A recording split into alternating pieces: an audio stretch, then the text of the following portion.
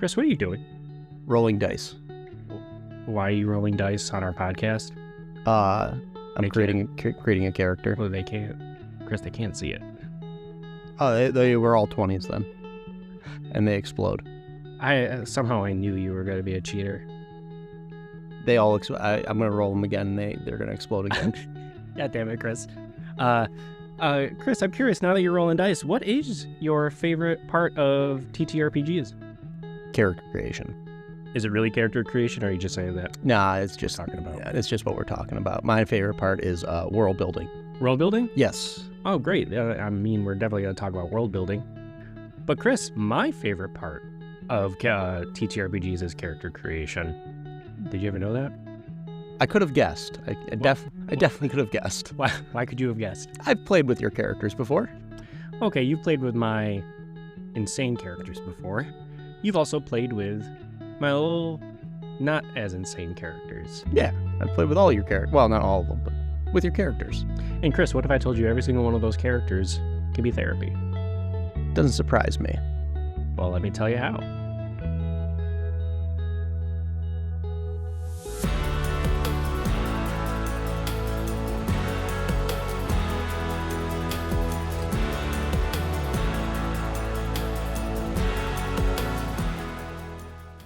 Hi, everybody. Welcome back to an episode of It's All Therapy, the podcast in which we just keep talking at you about how everything is therapy and everything can be therapy. And my name is Eric Panna, LMFT, and I'm here with my beautiful, wonderful, amazing co-host, Christopher DeZorbo. Chris, how are you today? I'm excellent. How are you today? I am exhausted. It's been a busy week, but I'm happy to be here talking about my favorite thing, therapy. So, but Chris, you said world building is your favorite? Yes, absolutely. I don't think I've ever asked you that question before. Yes, yeah. That's my all-time favorite thing about D&D. Yeah, I'm curious, how do you see characters fitting into your world building? So my favorite thing to do is to make a general outline for a world and then come to my players with it and then designing the world specifically around them. The characters define the world in a very much more specific sense. Mm-hmm. But yeah, characters are vital to a world being built, because if you're going to play with the characters, they got to fit in the world. And I guess, do you work with like adapting your world as your characters build into it or continue through it, or? Yeah, I try to, as we go in a campaign, adjust the world to what I would think would be more interesting for said characters in the campaign. Nice. And do you incorporate characters' backstories at all? I try my best to. I do try my best. It's very helpful when they have a backstory to begin with. Mm-hmm. At the start, it is much more difficult as they find the backstory, which isn't, I'm not saying that's a wrong way to make a character, but when they find their backstory as they go, it is a bit harder to kind of tailor a world to them. Yeah. It's, I love character creation because, for me personally, character creation is my favorite. I think I said in a previous episode, I have characters upon characters upon characters. Some are a little bit off the rocker, I think, to say the least. Chris has had the joy of experiencing some of those. But then I've also had some more down-to-earth characters. But what's really interesting, I find, is in character development with therapy in and of itself, we, as humans, in my opinion, I think it what encapsulates it very well is, I think I heard somebody say, like, writers write about themselves, or artists make art about themselves pretty frequently, and I find that is very true about character development and character creation in D&D, where my really outrageous characters, there's still a reason I make those. But even my more down-to-earth characters, my more serious characters, there is still reasons I make those characters as well. So that is just how my approach to character creation is. And we're also going to dive into a theorist, into how one of the first ways I incorporate character creation attached to a theorist. But Chris, how do you see approaching character creation? I guess, how do you approach it? I'm gonna tell you something, Eric, that I don't know if you know. Okay. I have not created many characters in my gaming life, NPCs obviously, but I think I have created a total of 5 characters in my life to play with because I am a willing forever GM. But what about the character you made for my? That was the character I put the most work into, and my approach was one. I was joining a already established campaign, Barely established campaign, but with a group of people that were established as friends though, and I was coming into that. My approach was one, I wanted something I could live in, a character I could live in, a character with some backstory, with some trauma that I could explore. I wanted a heroic character, an outsider type character. And I sat down trying to make the most interesting character that I thought I could play. Nice, yeah. And I'm trying to hold back like my therapy dog that's inside of me of like, you're gonna be like, why were you playing a woman exactly? Well, why are you playing an outsider? Why was that important to you? You said you wanted to explore trauma through this character. What trauma do you want to like? I'm trying to hold that back. Yes, it's a podcast, not therapy. Yeah, I don't get billed for this. I could start billing you for it. That'd be a really fun way to bill my co-host to do therapy on him and then make money, hopefully off of a podcast in which I'm making money off of billing somebody. I think there's a lot of ethical issues with that, but a revolutionary approach to therapy. Record it and put it out to the internet. I mean, Lou Wilson, anybody? But we'll talk about that another time. Oh, trust me. I was telling Chris, I made a spreadsheet of all my ideas, and these are all just my ideas. I think one of Chris's ideas made it on that I remembered, but I had almost 200 ideas. So we're set if we do one episode a week for like a couple years, which is 4 years, yeah. Which is neat, but that's also not including any like part 2s or part 3s or any bands that I didn't talk about or write down specific songs I want to talk about. So there's probably a whole lot more, and media is ever evolving and ever changing. So we will always have an episode idea, and it'll be hilarious just to see how completely off the walls we're going to get here. Anyways, so I asked Chris before we started, and I'm curious, Chris, how much do you know about the theorist Carl Jung? I know who he is a little bit. I think I have a very small layman's understanding of him. Okay. The archetypes and all that. Unfortunately, where I learned most of my Jungian stuff was from Jordan Peterson, generally in debate with somebody I actually enjoy. So I can't wait to hear somebody I respect talk about Jung. I'm going to be honest with you. I'm just surprised you respect me. But so Carl Jung, I'm actually surprised. Part of me was like, I really want to hold up the word Jungian to Chris and just be like, say this word for me without giving any context. But then I'm like, wait a minute. Chris speaks German. Yeah, I would have. So I'm pretty sure he would have gotten it right away. Would have been pretty easy. That would have been such a good joke, though. But no, so Carl Jung, little backstory. He, the biggest things to know about him as a theorist was he actually was, I believe, associated very heavily with Sigmund Freud. I think him, Alfred Adler, and Freud were like all people who knew each other. They were theorists who worked together. But then both Adler and Carl Jung were just like, Freud, you crazy. And so they started to break off of Freud and kind of started working on themselves. And Carl Jung was really interesting. As with Freud, he was seen very hot and cold, black and white by many people, either, and this is all coming from an Introduction to the Theories of Personality by Robert B. Owen. But it says he was a very skilled psychotherapist, and he attracted a lot of people to him. And it said, like Freud, which is funny that he was so associated with Freud, he was seen as multifaceted, where the book says some saw him as wise, sensitive, and caring, where others viewed him as cantankerous, womanizing, sarcastic, even brutal, and highly critical and condescending towards others. And it's like, all right, Jung, you're an interesting character.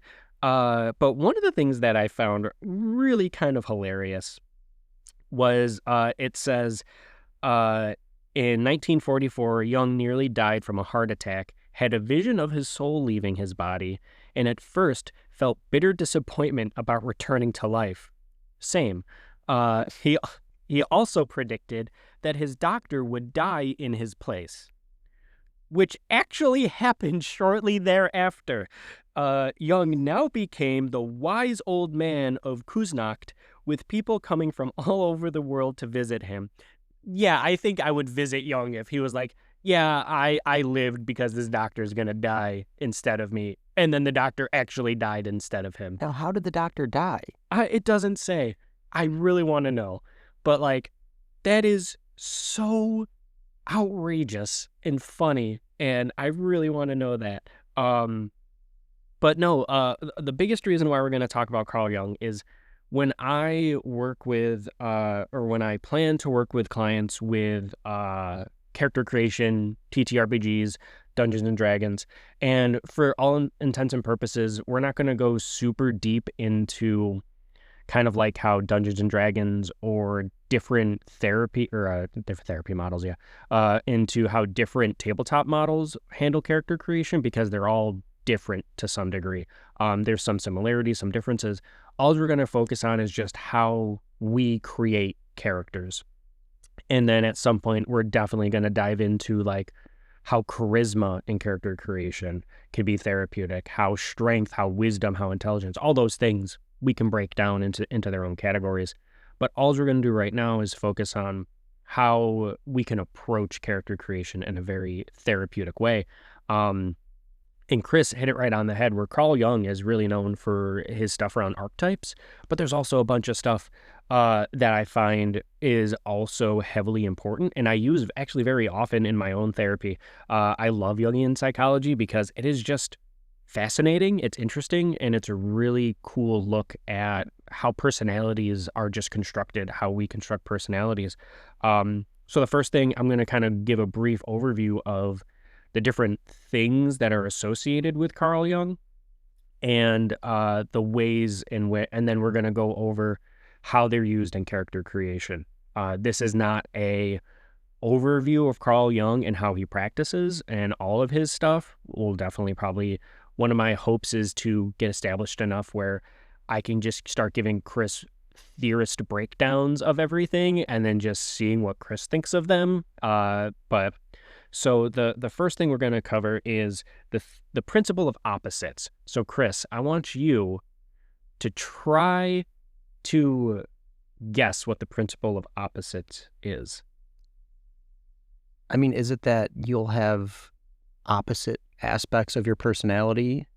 Like, you know, I'm not even sure how that would manifest. Like, or that you're attracted to opposites? Is that what it's about? Something like that? Like, So it's funny, you're kind of hitting a couple different pieces of it where the principle of opposites, at least how I understand it, is that when we have something that is seen as like an opposite, for example, good versus evil, for example, is a very obvious black and white opposite, where if consciously we are showing good very heavily, well then by the principle of opposites in our unconscious, the opposite is very established. So evil is very heavy in our unconscious, and then the unconscious then kind of compensates because we're kind of showing forth the good extreme.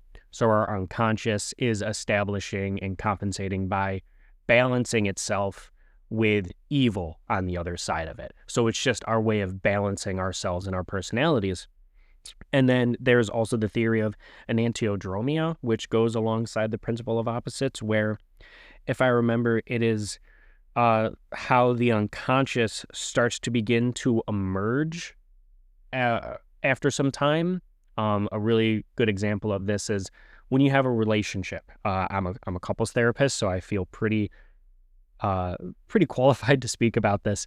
But when you have a relationship, when you have you're like a relationship after a long time, or you've been married, everybody is like, I am so in love with this person. I love this person. I'm so deeply in love with them. that can be seen as one of the opposites or one of the very heavy sides of one of the coins. But then enantiodromia says, well, the complete opposite in the unconscious would be like hate or, not love or complacency or whatever it is. And then enantiodromia, if I recall, you start to drift towards that unconscious. And how many relationships or how many people do you know who started out very strong in a relationship, but then drifted into the kind of complacency side of things? Yeah, that's pretty common, I think. It's extremely common. Yeah. And that could be seen as an example of enantiodromia, where you start to drift towards that polar opposite of a personality trait just for the sake of it is there. It's in our unconscious, no matter how much we want to deny it. And the next aspect I want to cover is the concept of the persona. So the persona, how I describe it, is the masks we wear. So we are constantly putting on different personas, putting on different personalities, putting on different pieces of ourselves in different contexts, in different situations. So I really like how the book I'm referencing kind of focuses on the persona helps us deal with other people by indicating what may be expected from them. And so it is this constantly shifting mask that we are constantly wearing. Some people have a handful of masks. Some people have a truckload of masks. It can be very varying and different how many masks somebody has depending on the context. And what I like, again, how the book kind of breaks it down is we have we have what's called the ego. The ego is us. It is our core self. It is who we truly are on the inside. And then our personas are kind of made to mask and kind of protect that or have outside of the ego. But then you have, again, that balancing act where it's, well, if you don't have the proper persona or the proper masks for any given context, well, then we might fall into looking like we don't belong in a context or we're incompetent in a certain context. So, for example, doctors typically probably act like a doctor in a doctor's office. But if they were to probably act like they were at a bar in a doctor's office, we'd be like, you don't deserve to be here as a doctor. So they have a mask or a persona, but they have to put the proper mask and build the proper persona for the proper place. But then you have the opposite of it, where I find some people, even in their own lives, their relationships, whatever it may be, they learn to mask themselves. And then if they have so many masks that they're constantly shifting and changing, who is the real person? Who is the ego? And who is the mask? You kind of lose yourself in that regard. So again, it's this balancing act of how much do we hide ourselves? How much do we show ourselves? Are we showing ourselves in the right context for the right people? It is just constantly shifting and constantly changing. And then lastly, this is the last thing we're going to cover. And again, we can go into archetypes. I think archetypes I'm going to save for when we talk about acting, when we talk about comedy, when we talk about different things, because I think archetypes has a better place outside of character creation. So the last thing we're going to talk about with Carl Jung is the shadow. Chris, do you know what the shadow is? Because a lot of people have come to know about the shadow, just not particularly with Carl Jung. I don't, but my guess would be it's the part of yourself that follows you that you don't want to acknowledge. Really close. So the shadow is the unwelcome side of our personality, but it's also very specifically, as Carl Jung puts it, as it's the primitive side of our personality. It's tied to a lot of shame and discomfort. We don't like those very primal urges for ourselves. So when somebody is very violent, when they're very rageful, very angry, that can be seen as their shadow coming through. But what I love is the shadow has had to be beneficial to us, or else it wouldn't exist in us. It has a purpose in us. And what I really love about the book, and I'm going to really reference the book on this one because I think it's really powerful, is I believe Jung has been quoted as saying, too much of the animal distorts the civilized man, but too much of the civilization makes an animal sick. And I love that phrase because, again, it is this balancing act. It is also this integration of those darker sides of the personality we may not like about ourselves, but then those becoming more civilized or stepping away from just being built off of impulse, being built off of urges or animalistic instinct. It has to have that balancing act, but then it has to have that integration of parts of ourselves we may not want to be integrated with us, but also balancing the importance of that being built with us. And I think you can categorize a lot of things as the shadow. If you kind of even step away from just it's a primitive side of us. Well, I think you can also step away a little bit from that primitive side of it and be like, well, what parts of yourself are you afraid of? Do you not want to integrate in yourself? And how can we view some of those as, are there beneficial things that might be helpful for you? I think of like introvert versus extrovert. Like, I'm a big introvert. I know I'm an introvert. I don't like people half the time. Yes, I know I'm a therapist. I should probably like people a little bit more. Different contexts, different times. But I love this concept because it's like, oh, well, why don't I want to be as much of an extrovert? Why don't I want to express that side of myself as much?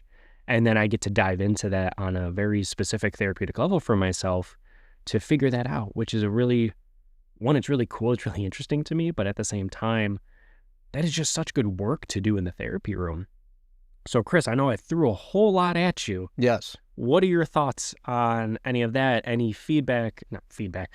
Any thoughts? Any critiques? I guess, where are you sitting with it as somebody who doesn't know much about the therapy side of things and may not know as much of this? I'm very interested to know more on the balancing aspect. Mm-hmm. I mean, I guess as the subconscious, how does that even manifest itself? You know, the subconscious balancing, is it like, where does that come in? Like, you know, your conscious is the thing that you're actively kind of living in, right? Mm-hmm. Where does the subconscious play in that is trying to balance, you know, that? Is that like when you're sleeping, or like, is that actions you take that you don't even think about?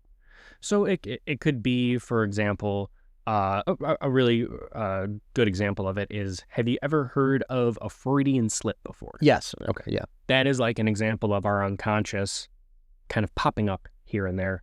And it can also be seen as like our behaviors, the things that we have inside of us, or the ways we act towards things. Sometimes our behaviors and how we perceive things or how we move towards things. For example, laughing at something that might be deeply traumatic. It's like, why are we laughing at that? What is the purpose of laughing at that? And sometimes on the surface, we're like, I have no idea why I am acting this way. But then if you dig into it, then you start to find, oh, there's different pieces in here that are imprinted on me. Like, for example, if we do a little bit of like archetypal stuff, archetypes cover like the overarching themes or stereotypes about certain things. For example, I believe it says like the mother and the father are archetypes, and we inherit those things down to ourselves. So then now we have very strong, well, this is what a mother should and shouldn't be. This is what a father should and shouldn't be. And then that drives us so strongly into being those types of things, and enacting those types of personality traits, even though we're not consciously doing it. For some reason, we just know. We just do it without even thinking. And so that's kind of when you start to see like that unconscious, subconscious kind of coming out. It is more so on how we act and the beliefs we carry. It's that underlying stuff on which we kind of build everything off of. Right. So an integration is, one, noticing it for ourselves, and two, figuring out, one, if we want to integrate it, and three, okay, if we want to integrate it, how do we integrate it? I love, for example, Gestalt theory. Gestalt theory focuses very heavily, and Gestalt therapy focuses very heavily on integrating, just full-on integration of our character. Are there pieces of ourselves we like? Are there pieces of ourselves we don't like? And how do we take responsibility and how do we take accountability for those pieces, and then begin to incorporate them into our lives, both good, both bad, whatever they may be. They're all us, and we need to see them to be able to control them and use them properly. So does that make sense? Yes, absolutely. So yeah, trust me, I can go all day on this, but kind of diving into character creation, there's so many things in there that I think are so intriguing and I also think helpful. But I'm really curious before I kind of go off on a bender about talking about this. Chris, how do you see some of those things relating to character creation? I mean, there are aspects of, if I'm understanding it correctly, there are aspects of everyone's personality that they have that they might not be able to manifest in their real lives. Mm-hmm. So in character creation, it's either a way to explore those things, those other sides of you, or maybe the characters you create show those aspects of you. It's kind of a mirror up to the person, the actual player, not the character, is the characters that they create. Yeah, Chris, I think you nailed it. Where I see it very heavily as like, if we look at kind of when you were speaking, that's how I view the shadow, where it's like, oh, there's aspects that we don't like, but we know we want to integrate or we see some benefit of. So for example, for me, I'm a very quiet, I can be very meek at times. I'm just a kind of a keep to himself type of person. I'm a heavily introverted person. But then you look at some of the characters I create. I create Kermit the Frog with an Uzi, who is just criminal. I think it's too weak of a word to attach to him. I just create some of the most outrageous characters, and I think Chris will attest to this. I fully play those characters. Oh, you commit. Chris, can you kind of give a little insight into how I've played Kermit? How you played Kermit with the gun? Yeah. Chaos monkey is the only way.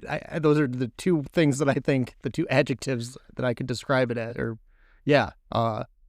Incredibly chaotic, very driven. It seemed by solely base instincts. Mm-hmm. Chaos, just pure chaos. Yeah, and I'll be honest, like the only thing that was going through my mind when I was playing Kermit for the most part was the first thought I have, I'm doing it. Oh my. Like, it is like, that is how this character should and will run. It's not me. Me as a person, I am a wallflower. I'm very inquisitive. I will think through my options, sometimes for way too long, but I will take my time on decisions. Kermit the Frog, on the other hand, did the first thing that would come to his mind. If it was chasing a woman into a building because she may have seen us do a criminal act. Maybe she didn't, maybe she did. Was she going to talk? I don't know. Kermit the Frog, on the other hand, wanted to make sure she didn't talk. So I ran with that, but that could be seen as like parts of my shadow, that very chaotic, very impulsive, very go with your instincts type of person. That gives me a chance to, one, feel that, experience that, have that be what I'm playing. Role play is huge in the therapy room. I know if there's any clinicians listening right now, just the term role play makes them cringe. For some context, Chris, big part of becoming a therapist is role playing therapy sessions in school. And I'm pretty sure I speak for everyone when I say this. They are awkward. They are anxiety producing. They feel so stilted, and they are some of the most important things we do. Even our program director and our professors were like, we know these feel awkward. We know these feel robotic. They don't feel natural. However, it's the first step into getting that process. So role play in and of itself is a debated thing. So what I'm hearing is we need improv classes for first semester psychology students. I wish they would, to be completely honest. I think I've mentioned before, improv is actually a thing you can get certified in using in the therapy room, which is just so cool to me. But at the same time, I find half of what we do is improv. Just it's improv with theory. But coming back to Kermit, it gives me that chance to play that character, to have that. But I think another big aspect of it is it gives us a safe place to like actually use these things or be that character or be that shadow or incorporate pieces of the shadow into ourselves without any heavy heavy things happening to us. There's really not a lot of we can't get in a lot of trouble. There's it is a very safe place to practice those things, because the worst thing that's going to happen is we fail a roll and something bad happens. It's not happening to us, it's happening to our characters. We may feel some emotional attachment to it, but it's a safe place to see that. And it's also a safe place to see, oh, when I hold somebody up with a gun, the police are probably going to get involved. Maybe I shouldn't do that. That's an extreme example, obviously, but that is, we see the consequences to those types of things. And it gives us that safe place to practice, to enact, and to see if, like, hey, maybe next time let's not do that. Maybe next time let's change or do something a little bit better, a little bit easier. And again, it's also, I like the shadow because I think it marries very well with the theory of opposites, or the principle of opposites, because the shadow is just that opposite for a lot of people. And so that opposite for me, what's in my unconscious, is that very unwieldy, chaotic, off-the-walls character. And Carl Jung states in a lot of his theories that the whole point of the principle of opposites is finding a middle ground between the two, is practicing and finding what is between those two. So for me, there is that balance of wholly chaotic, just wholly chaotic, rules mean nothing to me, purely chaotic evil. But then there is who I am, which is very quiet, very introverted, very isolated sometimes, to say the least. And what that does is it helps me move a little bit more towards the middle ground, the balance, just by playing that wholly wild character. Chris, what are your thoughts on that? This makes a lot of sense for the last few years of us gaming together, for sure. I do think that's a very interesting thing to do, is to kind of try on those roles, those, the shadow, as you said, like look at that part of yourself. Also, though, be respectful to the GM and your other players. Got to say that. Please be respectful. You were not even the most chaotic character in that campaign. Don't you dare speak his name. We won't speak his name. Those are examples of doing things the right way in one sense, and doing things the wrong way, because everyone should have fun at the table. Yeah, that's very interesting. I'd love to see, as character creation goes. Have you ever played one of my games where character creation was completely random? Yes, yeah. I trust me, the one who shall not be named. Yes. Decided to play. Oh, that's right. A political figure, or a political group that we are not going to, from the 1930s in Germany. That's right. Right around this time, actually, Jung was probably, I don't know what he was doing at that time, but it says in the book he was labeled by a lot of people as anti-Semitic and pro-fascist, but it also was like none of that was ever founded. So he was a very accepting person, apparently. Very he just had no issues with anybody. Yeah.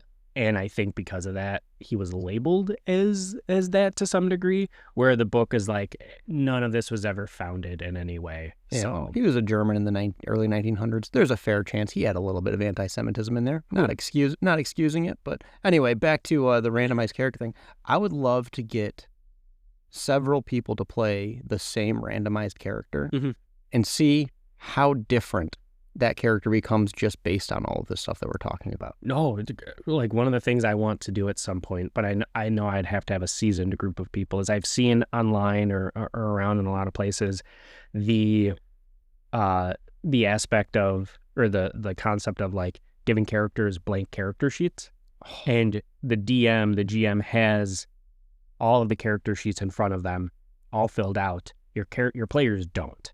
And the whole concept is they all have amnesia, or something happened where they don't remember. And as they play the game, they start to uncover their stats. They start to uncover their lineage, their class. They start to uncover all this stuff for themselves. And I think that is a backwards way, because I also think through that we will attach it the same way in regards to, oh, this character has a higher physical strength than I do in the real world. Well, how can I integrate that into myself in some way? So yeah, I think there's a lot of the same work that could be done, just a different context. This is a good time to announce our actual play podcast coming out September 1st. We're playing Deadlands. Be sure to listen for that. Shut up. Yeah, this is my time to announce that we're starting a crypto. I can't even get through that. We're starting a what? A crypto? Oh yeah. Buy our meme coin. Buy our meme coin called Chris Coin. I'm putting Chris under the bus on that. No, it's not illegal anymore. So, I wish I could just put Brendan Lee Mulligan's view of crypto here, of just like, it is a scam. It is just funding illegal operations. Don't do it. Anyways. That'll be on our therapy of money laundering episode. Yes. Trust me. I have thoughts. I've thought about like therapy of crypto. I probably shouldn't put crypto on there. I think I want to start to have like our own series of like the untherapy of, and just being like, this is why this stuff isn't therapeutic. That might be where that one comes up, but we got to see where this goes initially anyways. Yes, Anyways, but no, like I love the aspect of, like, we did Creature Crawl Classics, I think it was called. Dungeon Crawl Classic, that's what it was. And we had scratch off things, which I love that concept. I love like exploring that and finding that for ourselves. And it's just really cool. And I find one of the things we're definitely going to do that I have on our list is, especially for TTRPGs, is the therapy of chance. Because like even like the aspect of rolling dice dictates how our characters play, how our characters like enact their stuff, but it's also how we feel as though our characters should play. And sometimes our characters fail at things maybe they shouldn't, but how do we cope with that? Because that is just reality. Like, I might be good at, playing a certain video game, but I would still fail sometimes at that video game. That's life, and we have to learn to cope and accept that. But no, I love that you're thinking about this, Chris, of like, how does this apply to this kind of different area of it, which I think is really cool. Yeah. Well, my favorite types of games are the randomized ones, because I do, like, that's what I love about it, is I think sometimes within games, especially character creation, all that, the wide open, make what you want, I think you get less honesty out of that sometimes than if there's a little more rules, but, like either random gen or set rules for a campaign or something. I think you can get some really interesting and honest characters out of that, easier than letting people play whatever they want. Like, say you're running a Savage Worlds campaign and you say, play whatever you want. That's how you get Kermit the Frog. That was an honest character. Okay, it was honest, but then you also get the Borg, which is we're not going to dive into that, but no, like, we get all of these types of things. And what's really interesting that you brought up is, like, again, this is going to be a different episode in itself, but to kind of give some context, when I took my therapeutic game master class, it's funny, our GM, for that, he had every book, I believe, up to like, I forgot what the D&D, sci-fi book was called. Planescape. Was it Planescape? Is it? I don't think. What? Chris is going to look it up. Well, yeah, it's going to annoy both of us. I will not be able to do it. But no, like, he had every book, and when I took the class, that was the modern book at the time. Spelljammer, that's what it was. Yes. He had every single book up to Spelljammer. So, and we used D&D Beyond. So he was able to share with the campaign all the books he had. And he was like, just choose a character, choose a lineage, choose a class, do whatever you want. And then, of course, me being me, I chose a tiefling because I'm edgy. We're going to get into the therapy of like lineages and stuff like that, because I think that's also a big thing to cover as well, is like, why do we choose different characters? I was an emo kid, to say the least, when I was in high school, so of course I'm going to be a tiefling and or an Asmir. Join our Patreon and we'll post the pictures. If we ever get a Patreon, I will post those pictures, to be honest, because they are pictures. But I chose a tiefling cleric because I had to still be edgy. That is still in me. And of course I had to be a healer because I'm a therapist. So, but apparently he said at the end of it, he's like, yeah, I kind of got into a little trouble having everybody go free reign on their characters, because we did have somebody they ran it really well. It was really cool. But they were a plasmoid from Spelljammers, which they were very honest with it, but then they were also very respectful with it. They knew they could probably break so many things about it, but they were respectful and didn't destroy the campaign with their ability to just go anywhere. But why I bring this up is he actually talked about, like, he asked us flat out. He's like, when you run your games, when you run these therapeutic games, should you give your players free reign on characters and character creation, or should you keep them to the like player's handbook? And of course, a room full of like therapists or therapy adjacent people were like, well, of course we want to give them free reign. We want this character to be them. And he's like, I see the tendency for that. It makes sense. He's like, however, never underestimate people's ability when they have boundaries in that regard. So he's like, don't be afraid to just say only the player's handbook, because that much more thought gets put into your characters. You put a lot more into their backstory. Because, like, for example, if you want, I can't remember what the name of a really cool character class I like. I kind of know them as like a seasonal elf, where like they're Eladrin. Is that what it is? Yeah. Eladrins, where they are super interesting because they're still kind of one race, but their race kind of archetype is based off of what season they have. And I think that's just such a cool concept. But it can also just be like, I like that one. That looks cool. That looks like me. It's like that's still good. Don't get me wrong.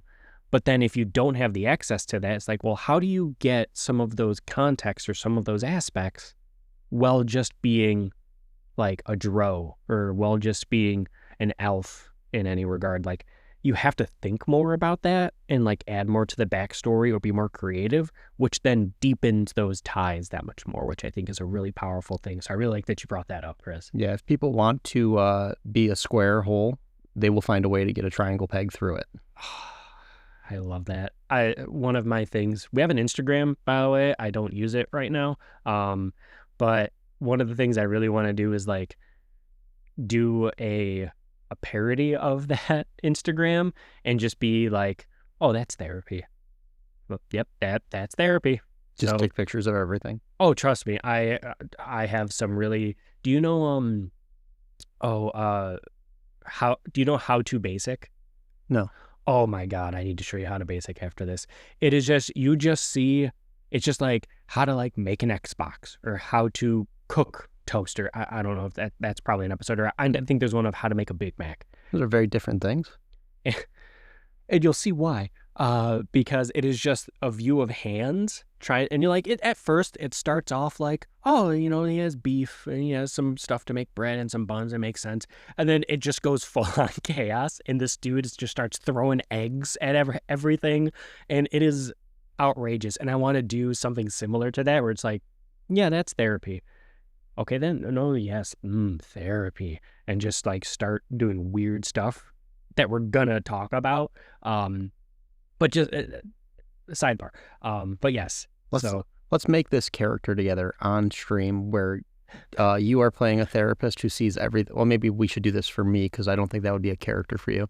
But we make a character in a game where he sees everything as therapy, and that's his superpower.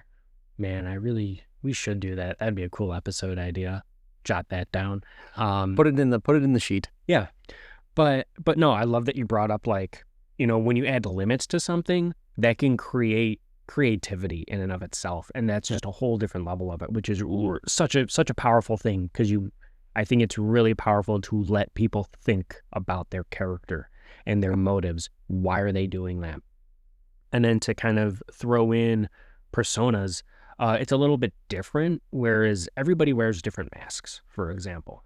And kind of getting lost in masks can really hinder your own identity development and who you truly are on the inside.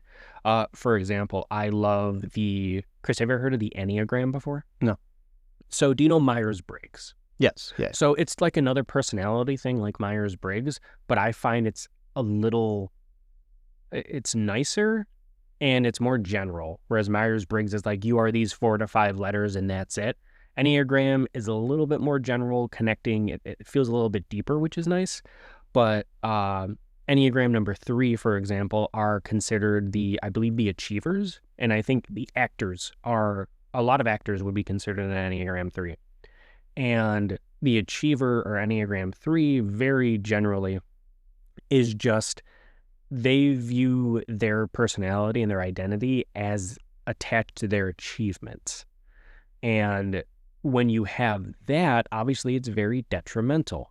And we can attach things like that to our masks, where we are not ourselves anymore. We're not our identities. We are the masks we wear. And we can get lost in that. And what can be so powerful is we can make characters either based on who we truly are and have a chance to actually get to be ourselves.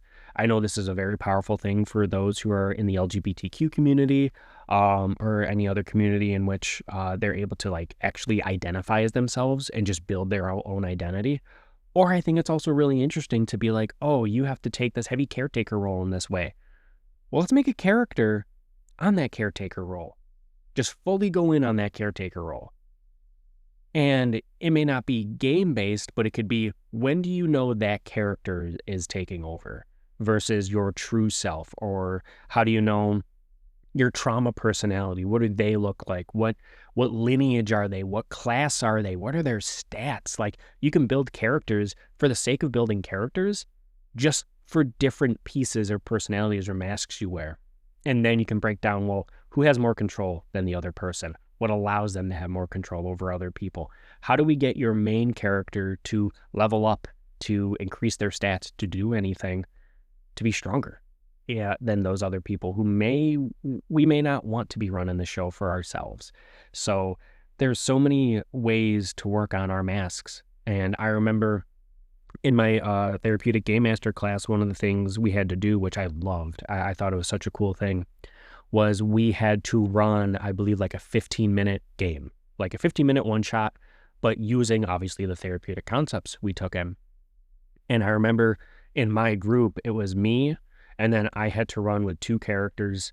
One was a changeling, which I didn't mention before, but again, way to break the campaign where you can just have somebody be somebody else. And then I had the plasmoid. So I had the 2 characters who could break everything. And in regards to masks, obviously our changeling was constantly changing himself, constantly changing his face. And my whole premise was they meet these 2 like shadow figures that showed them things they may fear or things that they may be dealing with personally.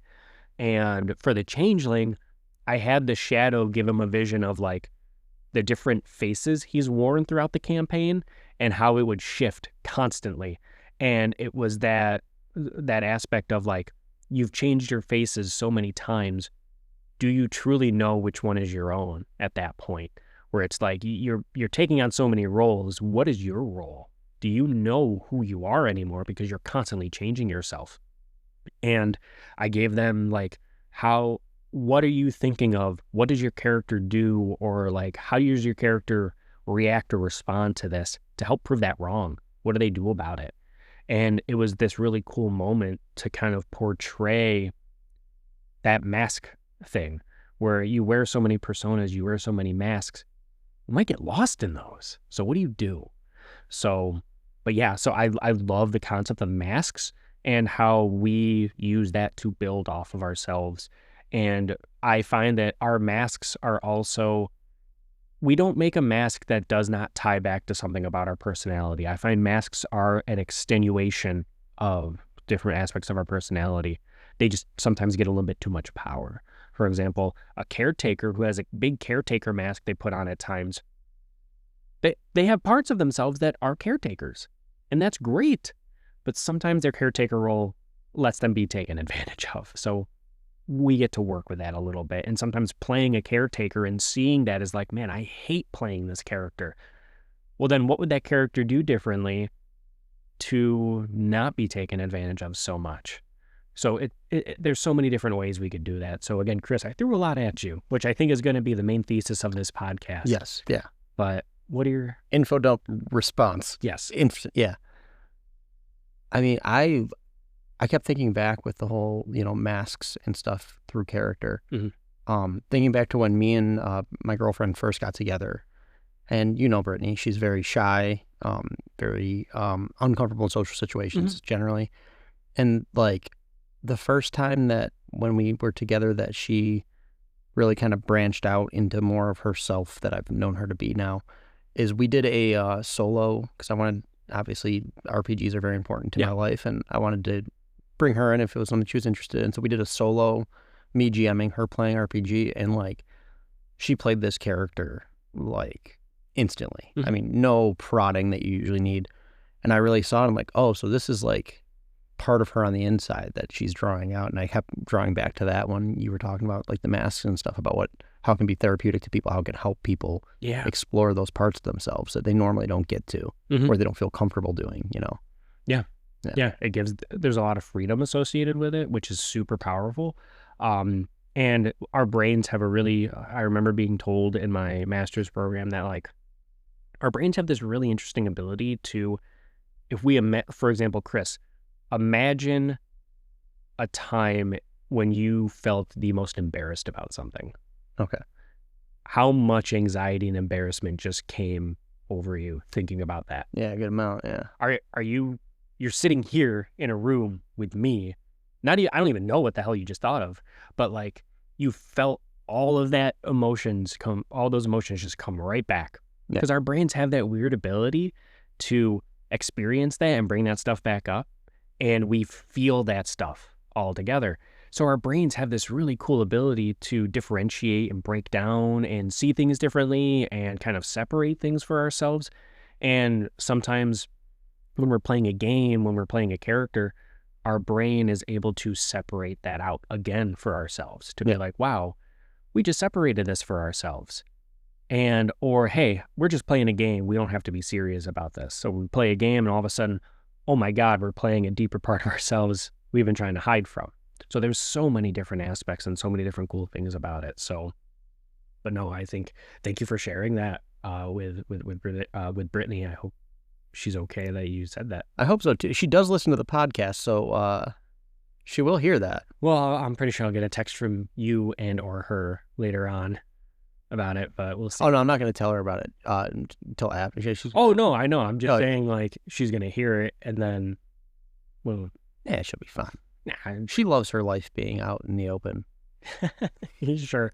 I don't even like my life being out in the open, and here I am doing exactly that. I love it. I have main character syndrome, so. I do not. I'm a wallflower. No, I really don't either. Yeah, I'm such a wallflower. I don't like it. But a therapy of GMing episode, we'll go over how you think we're not going to do that. Oh, I know. We are going to do that. I want to do character creation because I think it is one of the more ubiquitous things everybody handles. Like even Chris, you said you haven't done it a lot, but you've still done it. Yes. And I think it is one of the main things everybody does. And this is a very general thing. And we can just flip to any theorist and how anybody would look at character creation, how it can be therapeutic. We can look at cognitive behavioral theory and how that can be therapeutic in its own right. We can look at person-centered theory with Carl Rogers and how he might view it in his own right. Like there's so many different aspects we can do this with. And like I said, we haven't even touched on what different lineages say about you or what you connect to. We haven't said anything about what particular classes do you kind of line up with, or is there any particular traits or character stats or anything like that, like what those can mean or how can those be therapeutic? Hint, hint, we're saving those for different episodes because I think we can do an entire episode. So what does it mean that I always play against type? A what? I always play against type. What do you mean against type? So like, in a lot of RPGs, I know D&D has kind of done away with this, but, lineages used to have stats tied directly to it, right? Yeah. I would always, and I still do this, pick the opposite. So, a rogue, an orc is generally very strong and not very, I forgot what their negative was, and it was either wisdom or intelligence. Mm-hmm. I would always play a class associated with their with whatever stat was weakened. Mm-hmm. What does that mean about me, Eric? Do you like the runt of the litter as well? Yes. So what do you like about seeing something overcoming challenges? It makes me happy because they had to work harder for it. So could you say it makes you happier for yourself and more accepting of yourself that you've overcome challenges Yes. that you self-imposed on yourself? Yeah. There you go. Huh, fair enough. All right, cool. Isn't it fun how quick I could do that? That'll be $30. Yeah, I wish. No, I Cha-ching. don't wish, but a cha-ching, baby. But no, so that's a really, I want to say quick rundown, because if I were to talk all podcast recording about all the different ways character creation can be therapy, we'd be here for hours. But that's Carl Jung, in my opinion, is such a powerful person and such a cool way to look at character creation. And I think there's so many different ways. Again, we can look at Jung.